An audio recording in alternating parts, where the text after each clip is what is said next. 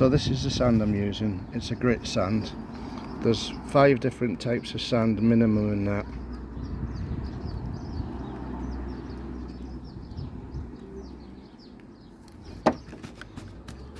So it's quite gritty to the touch. And when you mix it with the lime, it ends up like this. So when I go to the wall, where's my brush? When I go to the wall and hit it with the churn brush,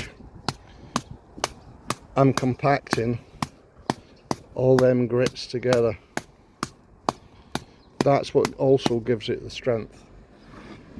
It's not the lime that's really hard, it's the compacting back, and it's all in grains interlocking on each other.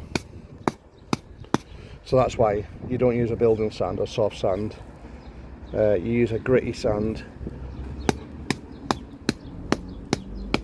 and it just helps compact, pushes them nice and tight, and that gives a lot more strength, and it'll allow the moisture to wick away as well.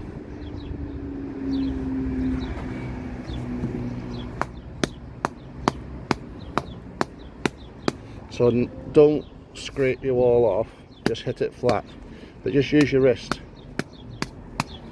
Just flick your wrist. That's all I'm doing. I'm just slapping my fingers together.